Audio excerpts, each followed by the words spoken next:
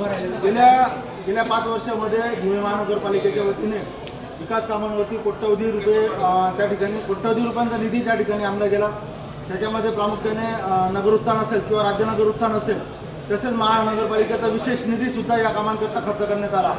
आज शिवसेना उद्धव बाळासाहेब ठाकरे पक्षाच्या वतीने आम्ही मान्य आयुक्तांना भेटून विनंती केलेली आहे की धुळे शहरामध्ये गेल्या 5 वर्षामध्ये अमृत योजना 1 जिच्यामध्ये देवपूरची ड्रेनेज लाईन झाली, अमृत योजना 2 जिच्यामध्ये उर्वरित शहराची ड्रेनेज लाईनचा समावेश त्या ठिकाणी होता, त्यानंतर अक्कलपाडा पाणी पुरवठा योजना असेल किंवा आत्ता सुरू असलेली वाढीव धुळे शहरासाठी पाणी पुरवठा योजना असेल, त्यानंतर दलित आणि दलितेतर निधी असेल किंवा राज्य शासनाकडून वेळोवेळी जो विशेष निधी त्या ठिकाणी प्राप्त झालेला आहे, त्या निधीच्या संदर्भामध्ये जे विकास कामं या ठिकाणी झालेलं आहे, त्याच्यामध्ये प्रामुख्याने पंतप्रधान आवास योजना असेल किंवा रमाई आवास योजना असेल, या योजनांचा देखील त्यामध्ये समावेश करून या 5 वर्षामध्ये जे विकास कामं या धुळे शहरामध्ये झालेले आहेत, त्या विकास कामांचं ऑडिट करण्यात यावं।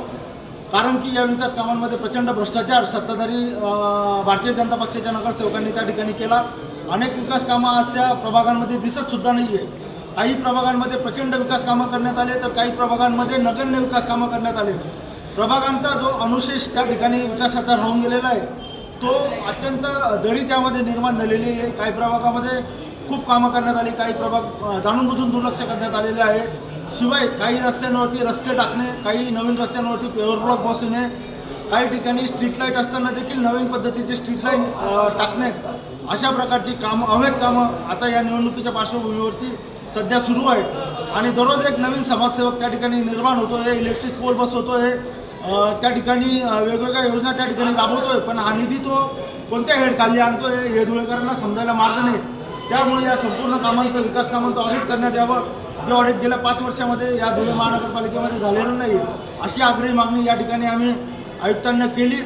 आयुक्तांनी त्याला दुजोरा देखील दिलेला आहे की येणाऱ्या काळामध्ये विकास कामं करत असताना त्याच्यामध्ये पारदर्शकता राबविण्यात येईल आणि प्रत्येक गोष्टीचं ऑडिट देखील करण्यात येईल, असं आश्वासन त्यांनी आम्हाला या ठिकाणी दिलेलं आहे।